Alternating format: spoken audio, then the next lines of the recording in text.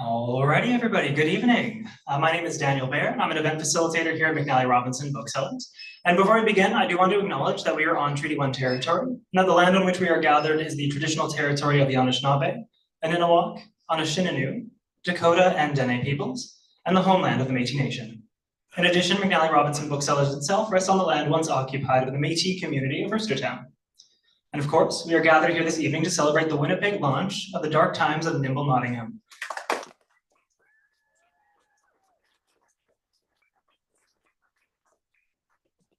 This is, of course, the debut middle grade novel from author Ryan James Black. Woo. Yeah. We'd also like to thank Nancy Paulsen Books and Penguin Random House Canada for making this book and this event a reality tonight. So in just a moment, I'm going to call up tonight's host, Drew Kozub, to do an introduction for Ryan. And then Ryan will speak briefly up here as well at the podium before joining in a conversation. And following that, there will be an opportunity for everybody to ask questions. So if you do have a question tonight, just raise your hand high enough for me to see. And then I'll come by with this wireless microphone, only to ensure that you're heard on tonight's live stream for the cameras that are there, and for the folks who are watching at home tonight. But now I do have the pleasure of introducing your host for the evening. Drew Kozub is a Winnipeg-based broadcaster with an afternoon radio show on KISS 102.3 and hosts the Geeking Out Tech segment on Breakfast Television, and is also the in-game co-host for the Winnipeg Jets. Yeah. He has twin toddlers, loves poutine, and in his downtime, enjoys reading. Please join me in welcoming Drew.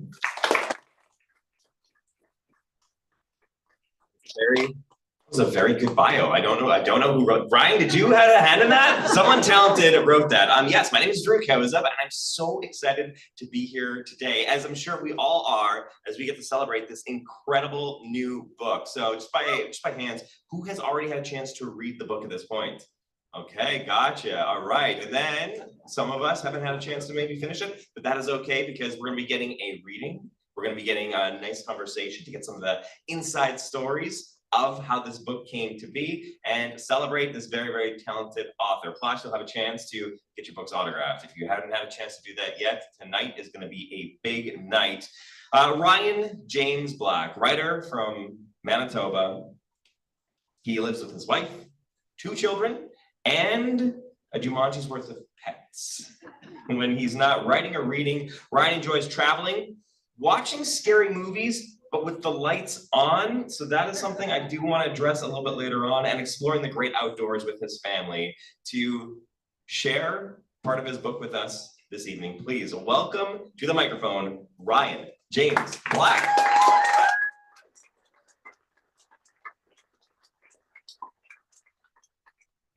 Wow, thank you all for coming. This is really cool and very, very surreal.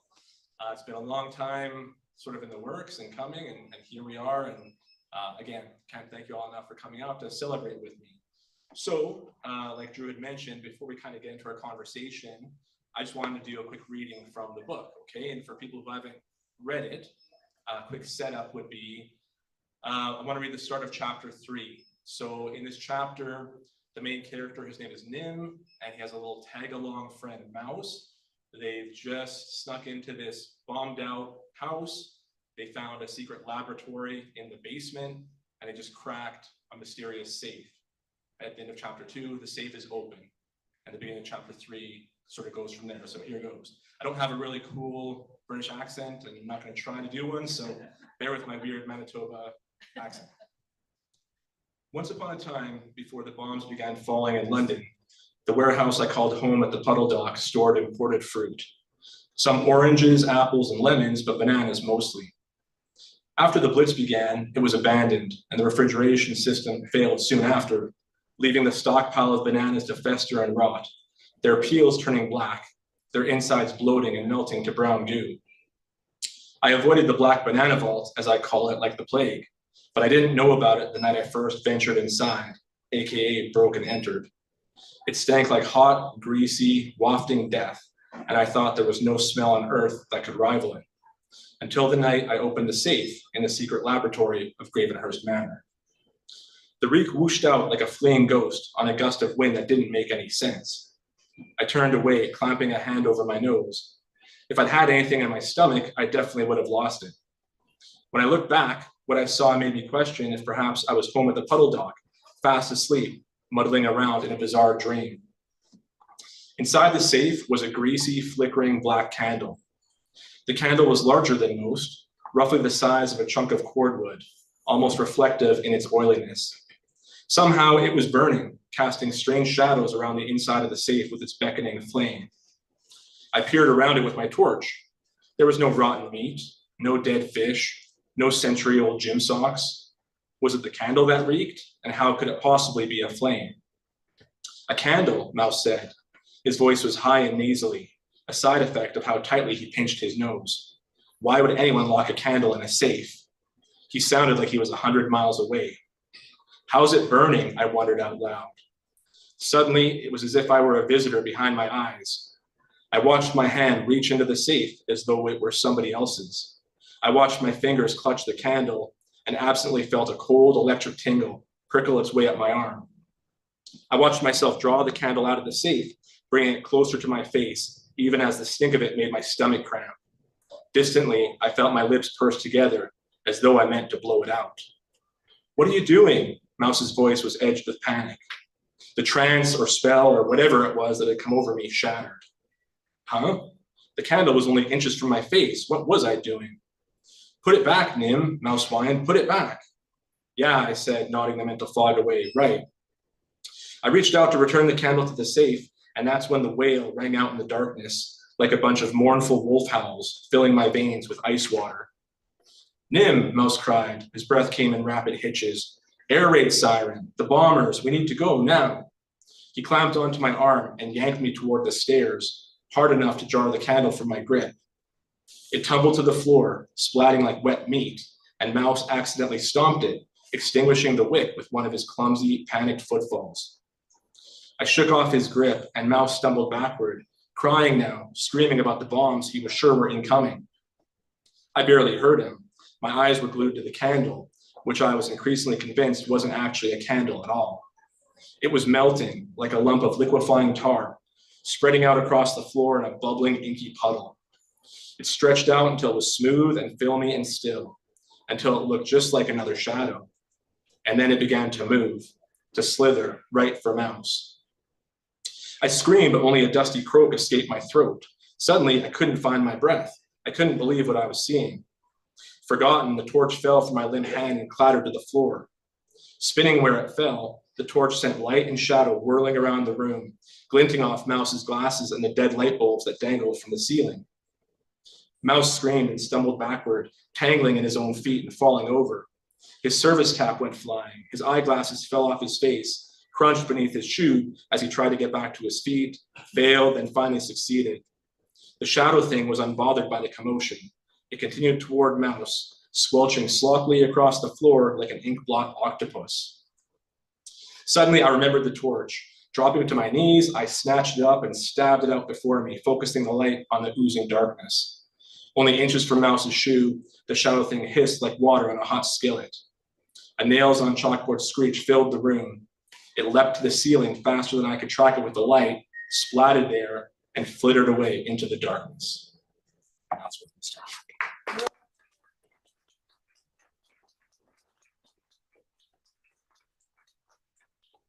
Don't we all want more now? Like, are you hooked or what?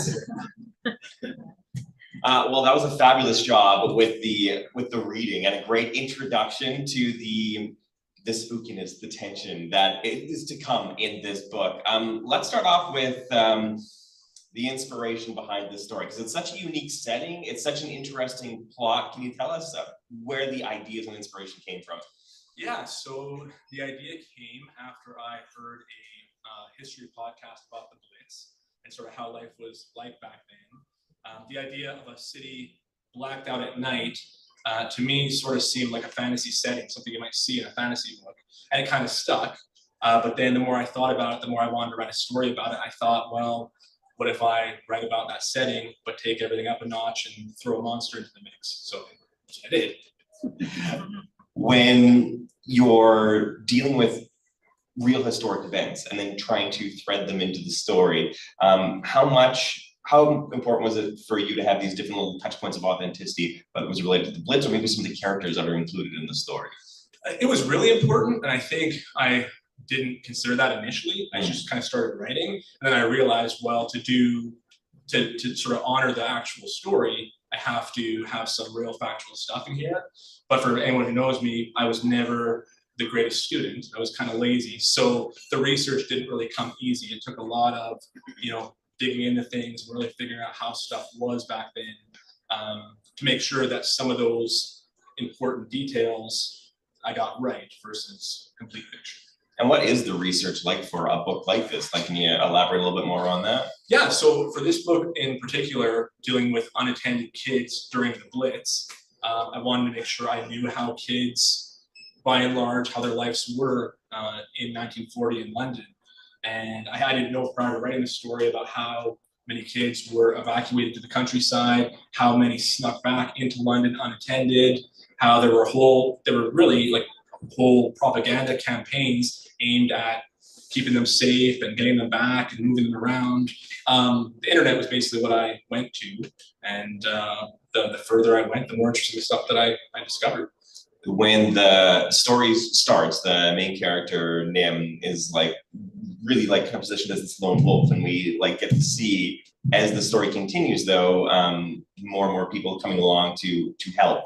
How important was friendship and those relationships between the characters to the story? Well, I wanted to show that that people need people, right? It's kind of it's funny because you can ask my wife, I'm a bit of a loner myself. If it wasn't for her, I'd probably just stay in our basement all the time. But you need people, right? You can't be alone all the time. So Nim starts off, he's a lone wolf, and he thinks that's the way to stay safe. Mm-hmm. He figures if I'm by myself, there's no one to hurt me. But what he realizes throughout the book is that you need people to depend on, to rely on. You can't do everything yourself. Certainly you can't fight a monster by yourself. And so that is definitely his arc, right? He has this loneliness that he wears as a suit of armor, and throughout the book breaks down, and spoiler alert, in the end, he realizes that, people need people. Nice. And I don't know how many like plot details, I'll try to not spoil it for people who haven't read it, but I don't know if this is good. I don't know if this is just such good writing or if there was a real world place that kind of grounded the storytelling. But like at the very beginning of the book, like Nim was like sneaking and breaking into this house, and it just feels so real. Like down to the point of like right before the section that we read about, there's this pickle jar that's in this fridge, and it's like very mysterious. It feels so real. So obviously you're an extremely talented writer, but like this setting was so vivid. Was there like a local touch point or something you're using for inspiration to make it so real, or this was truly just from your imagination? Yeah, not really anything, to be honest. I mean, Gravenhurst Manor is the name of the house. That name came from Ravenhurst, which is a street that I pass every day. So just it's a little tidbit there. That's right by my house. There you go. That's what sign thing. So we learn this stuff. Yeah, trying to find spooky names for stuff is tough, right? So you take what you can get. And I have this weird thing where I really enjoy writing description of specifically like architecture. There's a bunch of stuff in the book that had to be taken out because my editor told me to relax with describing buildings, and I just for some reason get a kick out of doing that. So interesting. Well, I mean, the stuff that is left in just makes it feel so vivid. So to know like you had even like further details you had to leave on the cutting room floor. I'm sure that was so tough to leave those parts behind. But just so you know, the stuff that made it in there is perfection. Thank you. Can you explain who the Dead End Kids are? Yeah, so the Dead End Kids were a real gang in London at that time, a group of unattended or orphan kids who were trying to help. We're wannabe airmen or firefighters. They'd go out, try to put out fires, give out blankets, all that kind of thing. And that, speaking of research, was one of the first things that I had discovered, because I thought that was really cool. It's something that surprised me in a time with all this chaos, with these kids that didn't have to do this, were going through all the trouble. And so I decided, well, I got to incorporate that. And the Dead End Kids being real allowed me then to imagine a whole bunch of orphan gangs that were made up. And that was fun. So I got to name them weird things and describe weird characteristics and just kind of have fun with it. And Mouse, who we heard about, he's one of the Dead End Kids, correct? So Mouse is the kid brother to Abby, who's the leader of the Dead End Kids. And the real leader of the Dead End Kids, I do not believe was Abby, but sometimes you got to take some liberties where you can find. Yeah. Do you have a favorite supporting character that you think really ended up helping to either tell the story or just pushing the lead Nim in the right direction? I think my favorite supporting character is Winnie, the dog. Yeah, I mean, I think that the story kind of came together when there always was a dog, but once I made, again, no spoiler alerts, but the dog, Winnie, is a big motivating factor in bringing Nim out of his shell and helping him see kind of how he has to do things. And although she unfortunately spends a lot of the book in rough shape, she means a lot to him, and she gets him out of that shell and gets him going and gets him out to meet other people and get on with the adventures. What was the starting germ of the idea before there was a plot, before it was all laid out? What was the thing that you were kind of tossing around in your mind that you're like, this could be a good book? Did it start with the scary monster? Did it start with the house? Did it start with that setting? Did it start with the character? It started, I can remember still, it started very different to how it is now. It started, funnily enough, with sort of a vision of a boy sitting on a rooftop in sort of a bombed London and a zebra running down the road. And that came to me because in doing the research, I found out that all sorts of things were obviously damaged, including the London Zoo. So a lot of animals got free. So my first sort of draft had him, I thought, what a strange attention-grabbing way to start with him. He was sitting on the roof of a bakery watching a zebra run down the street. But then what I learned as I went on, and the more editors and the more people, is that was great and a great descriptive scene, but I had to kind of get to the inciting stuff to sort of draw the reader in. So I can tell you all about a zebra and it's fun, but you're gonna say, okay, can you get to the story here? So I had to move Nim closer into that action. So unfortunately, zebra had to go. But I always thought it'd be cool to loop back around and incorporate the London Zoo in that time frame, because what an interesting angle, what was going on with the animals when everyone's getting bombed. So never got to it, unfortunately, but maybe in the sequel. Fantastic. Yeah. Well, we haven't really talked too much about the process and the real world stuff of getting a book out there, because I mean, I think for many of us, we're all here today, we see the book on the shelves and maybe in our minds are like, oh my God, when we started working on this, was this last Christmas? And then it's just been tearing away. This has been such a longer process than I think many people would realize. So can you talk a little bit about how this all started and how long it's taken to get to the point where we're all here today, getting to see your book on the shelves? Yeah, it's been a while. It's been, yeah, I think, I've been writing sort of off and on almost my whole life, really. And then it kind of ebbed and flowed the older I got. Sometimes there were big pauses. This book in particular is actually the 5th novel-length book that I ever wrote. The first 4 are buried somewhere, never to be seen, because they're not very good.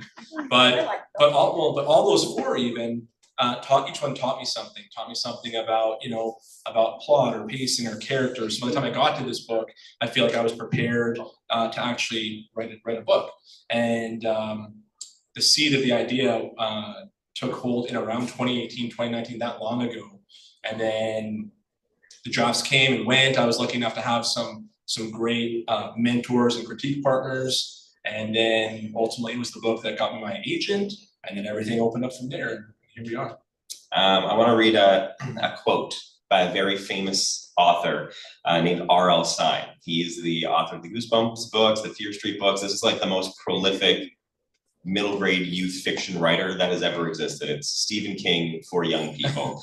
And this person says of this book, a shadow monster on the loose, and that's just the start of the frights. Tense, fast moving, and the twists just keep coming. My kind of book. How amazing did it feel for you when you read those words from this horror icon, knowing that was how you felt about your story that you created? Yeah, it was good. I think I said Yahoo. I think I might have. I remember because the backstory there is that me and him are best friends. Just kidding. We're not. The backstory there is that my editor, Stacy, had worked with R.L. Stine in the past and had a bit of a relationship with him work-wise, and knew that he is, even with how busy he is, he's very gracious with his time and likes to support debuting authors when he can. So with no promises, she sent him my book. And then time was ticking by. I thought we were kind of out of time. And then she updated me that he was reading it, but still nothing. And then finally got an email. And it was I remember it was a Friday night. No one was home. I was by myself. And she sent me a nice email with the blurb. And that's where the Yahoo came out, because I was by myself. And yeah, it means a lot, because it's very surreal. Because I read R.L. Stine books as a kid. I read Fear Street books all the time. That was one of the first book series that, two things, got me into reading and writing, and also kind of into horror and liking those spooky stories. And so knowing that sort of that touchstone, that first thing, the fact that he's the blurb that I got in this book is a really cool first full circle thing for sure. How much do you think the authors that you were reading when you were a kid influenced your writing style and storytelling now that you are writing for? Yeah, I think it's huge. I think, to be honest though, I think story just in general is huge. Like, I read a lot, but I also watched a whole lot of movies, a lot of TV, a lot of magazines. Like, it's all stories, right? So when I go to school visits and I talk to kids, I say, like, you're absorbing these stories and you don't even really maybe know that you're doing it, but you're getting that sort of idea of how to storytell from these different avenues. So yeah, I read a lot, I watched a lot of movies, and they all inspired me. You take bits and pieces sometimes from things that you like. But R.L. Stine was good because he showed me you can kind of push the boundaries. You can be scary for kids, and you don't got to make it too watered down. You just maybe have to watch some of the more graphic stuff. Well, and actually that's another point too, because like in the bio where you like watching scary movies with the lights on, that suggests a contrary tolerance to fear. How do you find that right balance of like, this is scary enough that kids are going to be scared and have the flashlight under the bed, but like not too scary? How do you find that space when you're working on something like this? Yeah, well, I'm a baby, but I give kids more credit than me, to be honest. I didn't, if anything, I kind of went further than I thought I could get away with in this book. That's not to say it's too scary for kids. Like, my kids read it and I think don't think it's that scary per se. It's spooky. But I was encouraged by my agent, my editor, to just keep sort of pushing the boundaries and see what you can get away with. And again, it's no different than in any other kind of book. It's just that in middle grade, I find some things you want to kind of soften the horror a little bit, and then also keep things hopeful, right? So you don't want to have an ending where everyone's dead, and that's the end. So, that leaves no room for any sequels. That's right. Yeah, no cinematic universe. That's right. Oh yeah, that's another thing that a lot of people that I've been seeing, because I started reading reviews of what other people were saying about the book. I don't know if you've done that.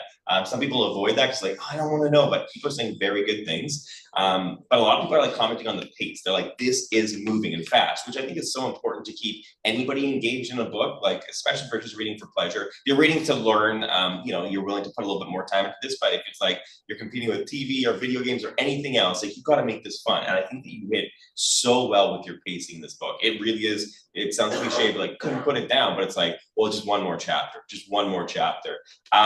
How do you craft the action sequences to keep things going like that? Was this something that took a lot of craft and revising, or were you just clairvoyant and able to get that right in your first tries?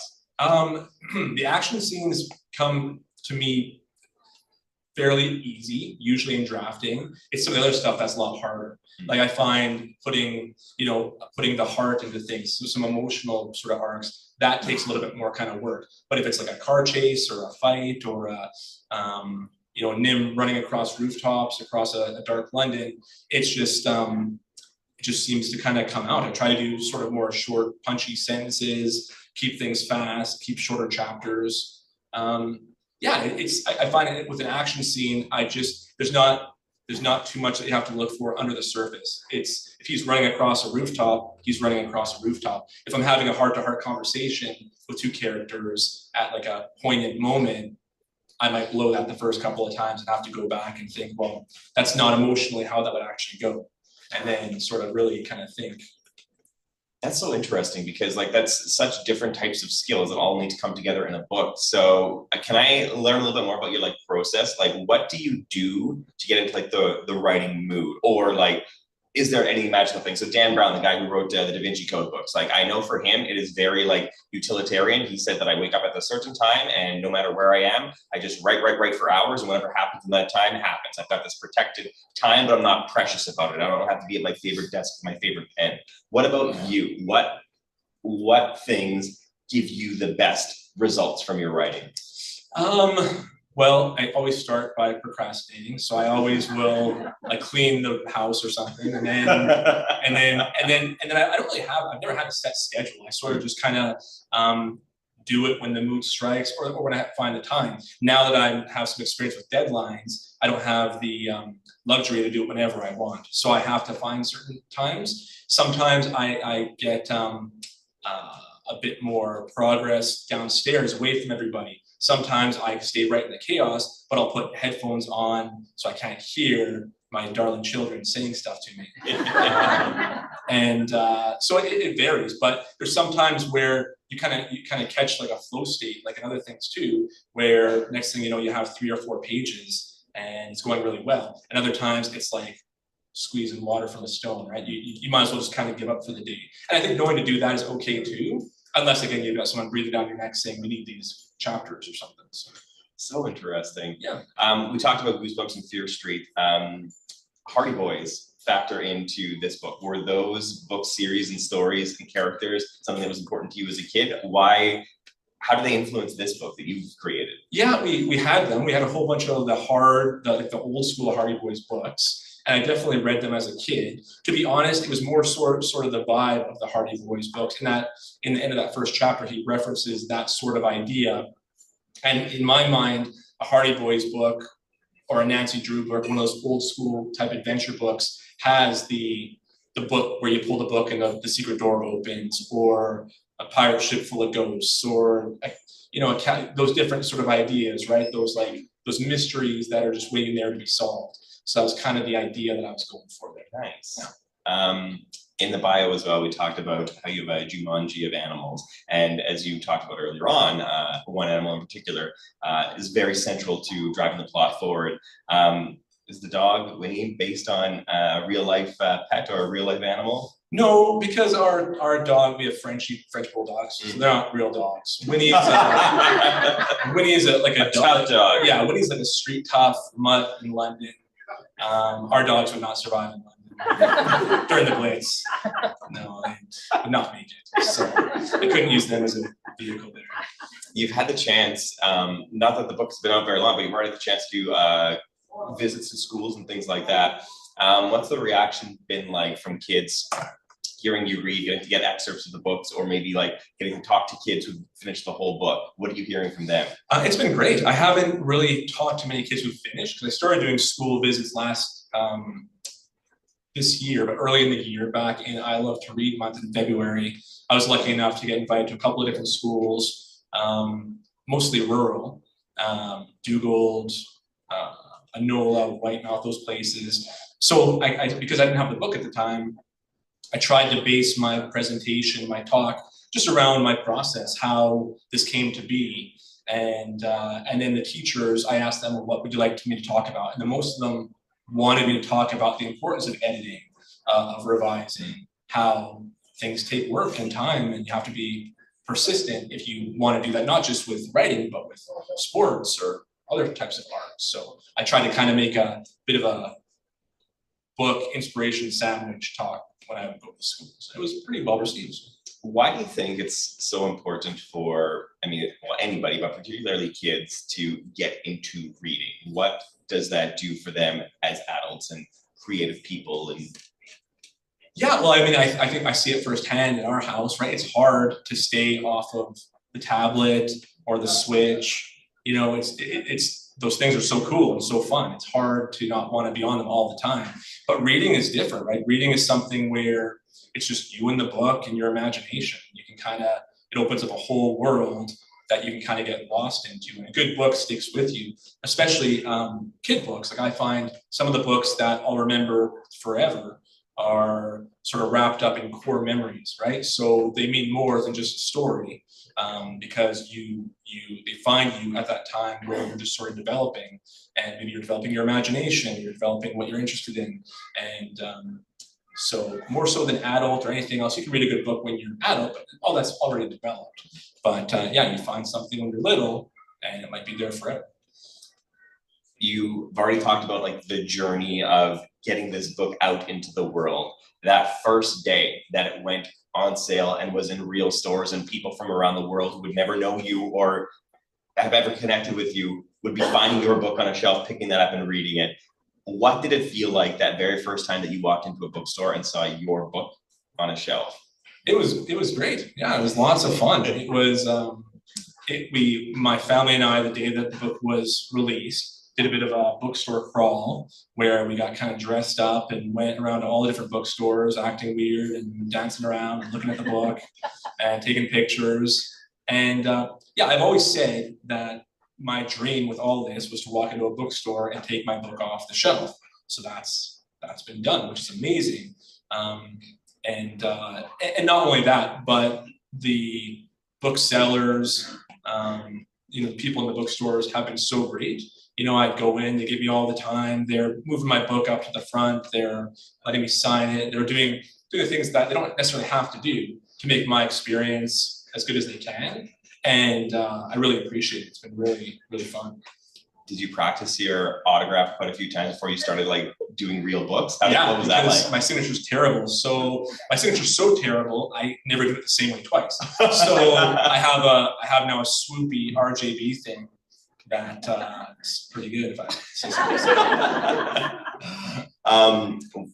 2 weeks ago, you were on my radio show. We did an interview, and one of the things that you mentioned, I thought it's very wise, and I've not heard anybody say this before, so hopefully you remember this so you can retell this. But I'd asked you because I think a lot of us have an idea in our brain or like a story that we want to get out there. Do you have some inspiration or wisdom that you can share now that you are a published author with anyone who has that idea in their head that they want to get a story out? Yeah, I think I recall the conversation. I think what I basically said was, don't be afraid to be strange. Like, right? There's infinite stories and infinite writers. So I think I've heard a lot of times people say, write what you know, but I think write what you would want to read, right? I just heard the other day about a book, someone getting a book deal. I don't recall the name of the book because they've written fan fiction in a different book series. Did you hear about that? Yes. And it's got some $3 million movie deal now out of it. So that person was clearly just really in love with whatever this movie or book was, wrote fan fiction, obviously very passionate, and look what happens. So, and a lot of things happen that way, right? They happen kind of organically. So I'd say, yeah, write whatever makes you happy, and write something that you want to read about 9,000 times, because that's how many times you're going to have to read it before you're done. It's so important to reflect and enjoy when these big milestone moments happen. I think what we're experiencing tonight is certainly one of those milestone moments. But I'm sure you're also thinking ahead and what you want to do next or more of. Anything that you can talk about or tell us about what might be next? Yeah, well, I was lucky enough to get a 2-book deal. So there's a second book coming in 2026. Right now, it's not going to be a follow-up to this book. It's going to be it's a standalone book, again, spooky, maybe a bit more funny. I was really trying to shoot for something that would just go along really well with like a hocus pocus type of idea on Halloween. I want sort of like a Halloween classic type story. So that's what I try to do. So that's in the works. And then I have ideas. I got 2 other books in the works that are not under contract, so I need somebody to buy them. So we'll see. So if I can sell those, and I'm going to try my best, then I have ideas to go back. I really like the middle grade historical mixture of history and fantasy horror that I accomplished here. So I think that might be kind of my wheelhouse. I have another idea that's, again, it's good, or I like to take a real place and then kind of turn things on their head and probably put a monster in there. So. Nice. I have one more question before I'll open it up to everyone in attendance here. So now that you have been through this multi-year process and the book is all done, what would you go back to say to yourself starting out on this? What extra knowledge and wisdom have you gained that you would have liked to have had in the early phases? Oof. I don't know if there's anything I could have told myself. If I told myself, if I appeared in a puff of smoke and said, hey, it's going to work, and then just left, that would have been nice. Because there's times where, like, I was doing this back when I had to print off pages and put them in a manila envelope and mail it to an agent before you could do like internet submissions. That's how long I've been doing it before, right? So there were times where I just was writing because I wanted to, but also going through the paces thinking, well, this is just another book I'm gonna write, and then my process is I finish this, I write the next book, and we just do this to the end of time. So I'd go back and just be like, hey, just keep doing what you're doing. But then that might have ruled me out. I don't know. Maybe it would have been a plot device in one of the books. That's right. I would have gotten some weird time loop. Well, thanks so much for entertaining me by answering these questions. This was actually just for me. These were the things that I wanted to know, and now I've got it out of my system. So glad you're all here too. But let's open it up to the floor. Does anyone have any questions that they would like to ask Ryan while we have him in the hot seat this evening? If you do, just please raise your hand and we can bring the microphone to you so that anyone who's listening on the live stream can also hear. Looks like we got a couple. I have a question. How does it, me and my mom, we just came back from a trip to Los Angeles about 3 weeks ago, and we saw your book actually 3 times in 3 different bookstores. 2 Barnes and Noble bookstores and 1 independent bookstore. How does it feel to you that your book is being read by people all around the world, not just in Canada?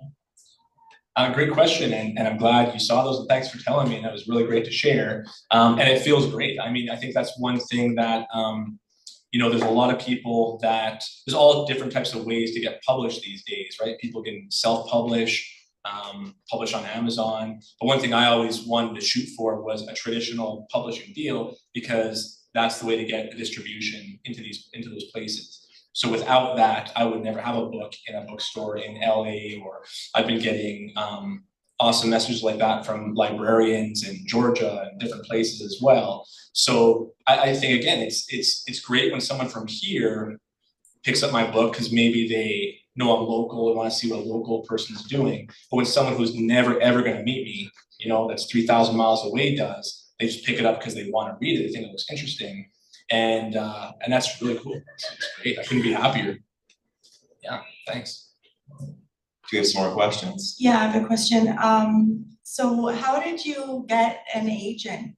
Like, that's, to me, that I wouldn't know where to start if I was writing and I would like to have my book published someday. Yeah, absolutely. So like I said, when I'm old enough to have been doing it, in the olden days, like probably 10, 15 years ago, you had to get a big book that had the addresses to agents, and then you would print off your stuff, put it in a manila envelope with a return envelope, drop it in the mail, and never hear from anybody again. Never know what happened. And you pay for all that postage and whatnot. Luckily, once the internet kind of kicked in, you could then do submissions online, right? So all these agents that are accepting submissions, they make it known through their website or whatnot. And then they'll usually say what they're looking for. If they're looking for middle grade, like me, or adult, so I would never submit my book to someone looking for crime thrillers, right? But Pete, my agent, I knew he was open to middle grade books. So I queried, so a query letter is basically like me trying to pitch my book in a letter form. Hey, this is me, this is a quick blurb about my book, this is why I think you might be a good fit.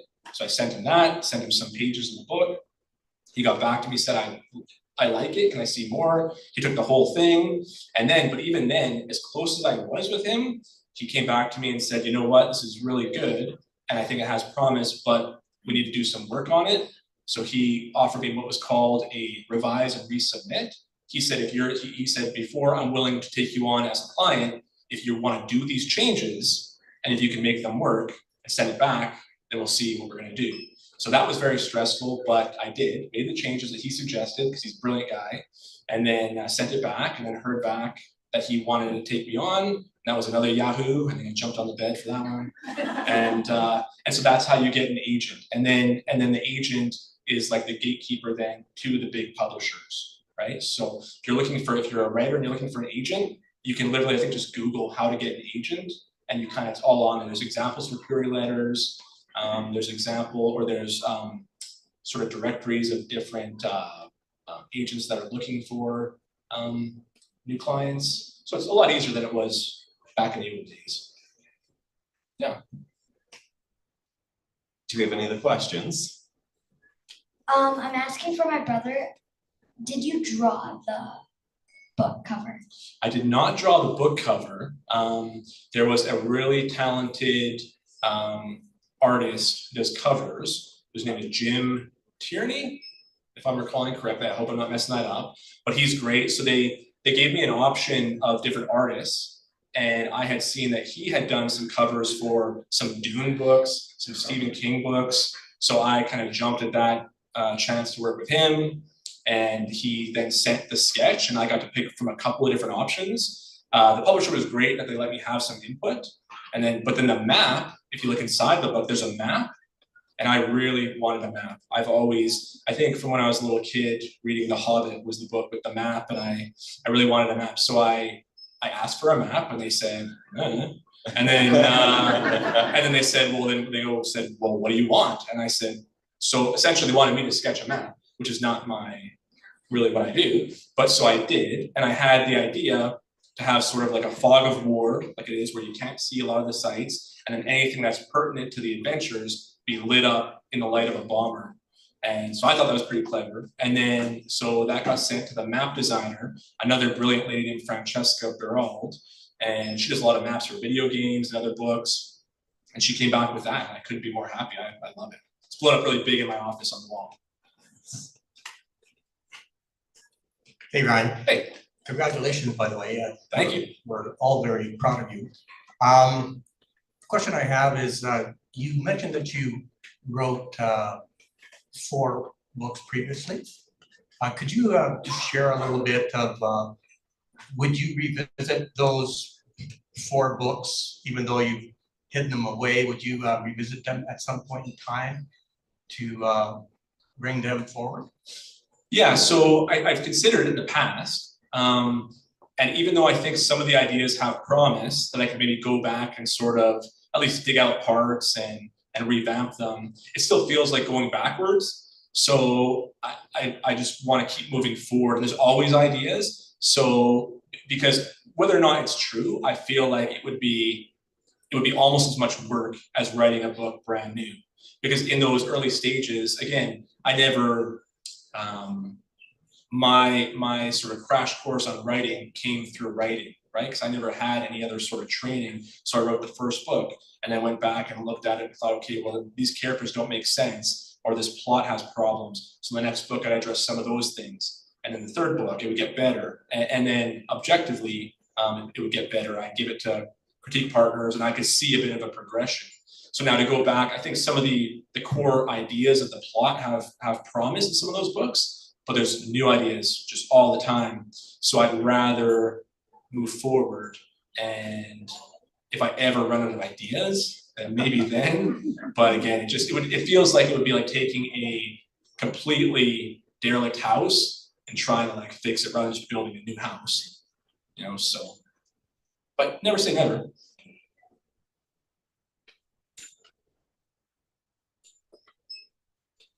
Hi, congrats. Thank you. I did, actually, that was my question. Wow. But I also was wondering about your, this book and all of the pre-edits. Like, do you still have those? Do you, like, I don't know. Previous drafts of the book? Yeah, like I with mean. all the describing and all that stuff?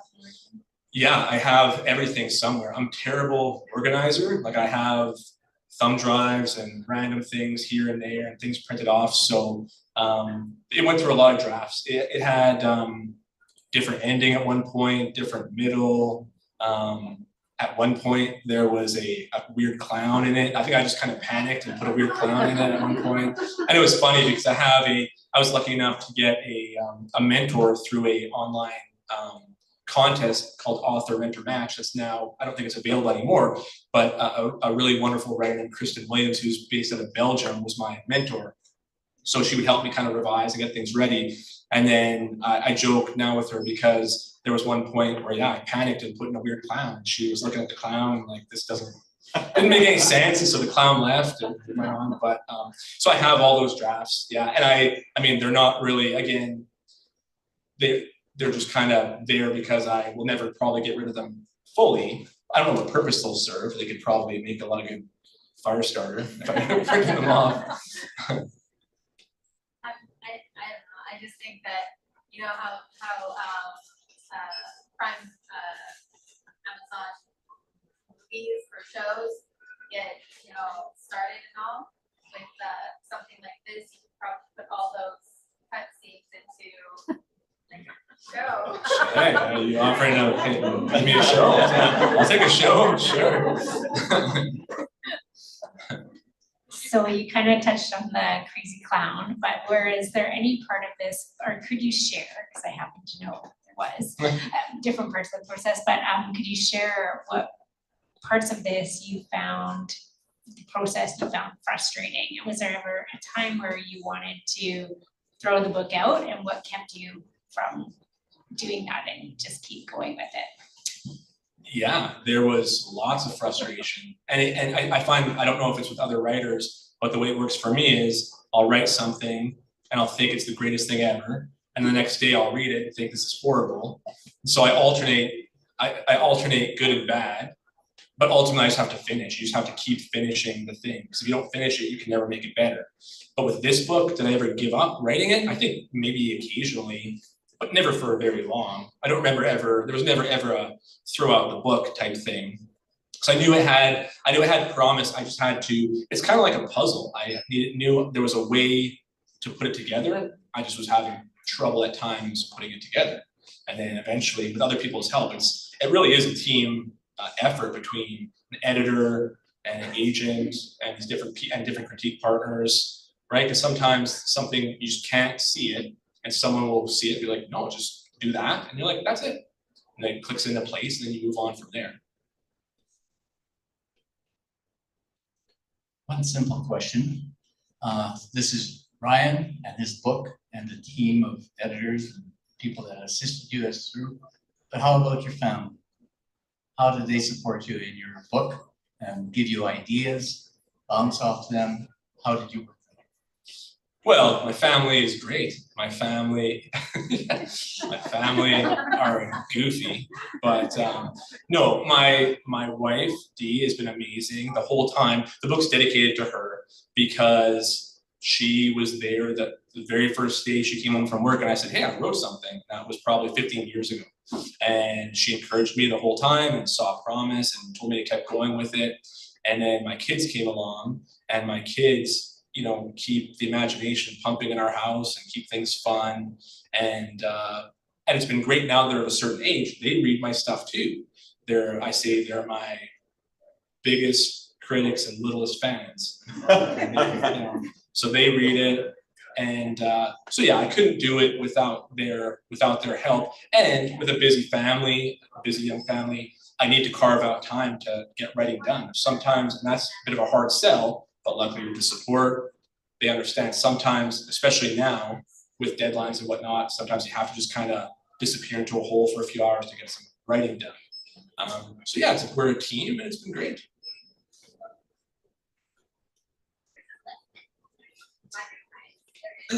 Just want to know, what are some of your all-time favorite books? My all-time favorite books. Well, I mean, I think that, again, the ones that stick with me forever are the ones that I read when I was a kid. So I mentioned The Hobbit. That was one that was the first one that, you know, I saw the map. They had full of adventure. Because in addition to horror, I've always been a big fantasy fan. So I really like that. And then I started, and then the R.L. Stine books, the Fear Street, and that led pretty quickly into Stephen King, probably a little bit earlier than maybe I should have. Because I can remember reading books like It, probably being 11 or 12. The thing with a lot of his books, though, with the kid casts, is that they're not that different, in my opinion, than middle grade books. They're just way bigger and way more gruesome. Okay, so a couple of differences, right? But there are similarities. I mean, you can't, in my mind, you write a book with a cast of children, I mean, that's what middle grade is, by and large. He just has a lot more maybe swears and murders. So I'd say the Stephen King books, The Hobbit, those sort of classic books. And then over time, now I read so many good books, and I buy way too many books because I've been lucky enough to meet lots of great writers, so I buy their books to be supportive, but I can't keep up. So I try to, now I kind of find I go middle grade, adult, middle grade, you know, I'm all over the place. But it's amazing how many great writers there are and how many books come out. It's amazing there's shelf space for anybody, right? So. And you're so easy to buy at Christmas. I'm very easy to buy at Christmas, just buy me books.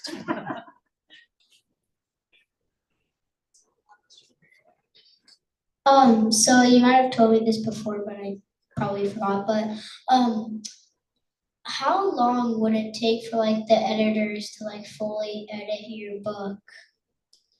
Editors to edit my book? Well, it kind of depends. I mean, my editor is very busy.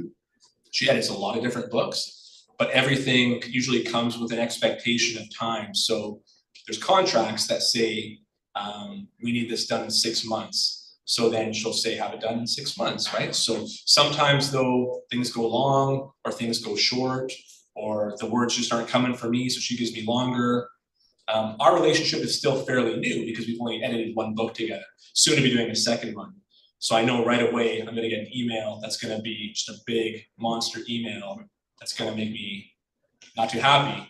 But same thing happened with this book, and then you just have to start, you know, piece by piece and take it one page at a time and try to make it better. So time frames kind of fluctuate a little bit.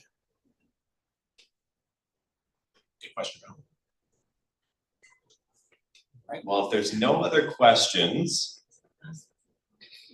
Will there be a sequel to Nim? To this book, I don't know.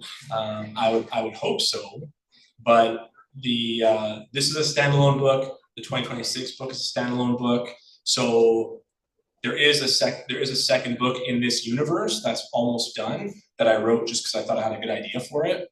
Now, whether or not anybody wants that book, I'm hopeful, because, but I don't know if that's going to come to fruition or not. So we'll see. Fingers crossed. Do we have time for one more question before we wrap it up? Okay, fantastic. Thank you.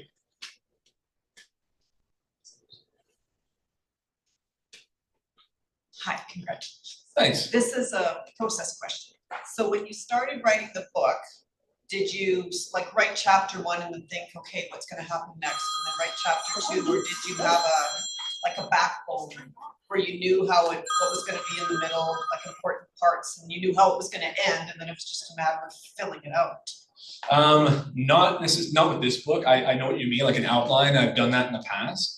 But with this book, like I mentioned earlier, I started with sort of like a vision of a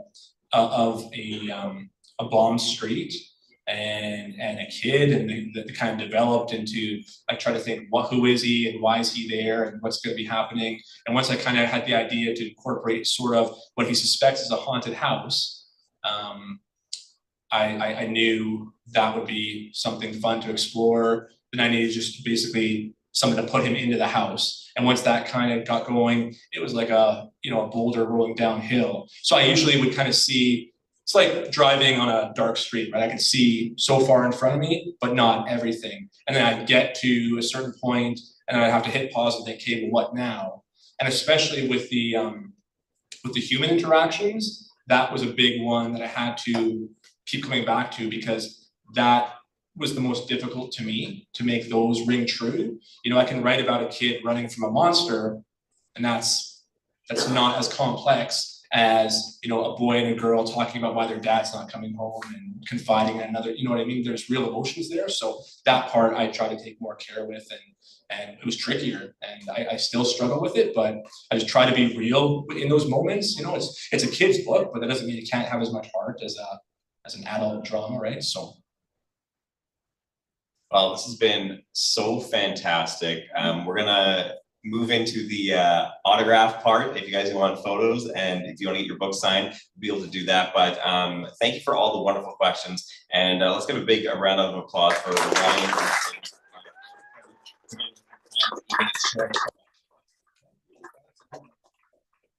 You said we're going to move on to the signing portion, so that's going to be at the table right here to my right. Feel free to have a book signed before you visit the cash desk too. You can definitely do that. Just make sure you don't leave it before paying for it. They don't like that here. But yeah, thank you all again for your questions, for being here tonight, both in person and online. Thank you both, Drew and Ryan, for being here. This is fantastic. And have a good night, everybody. Thank you.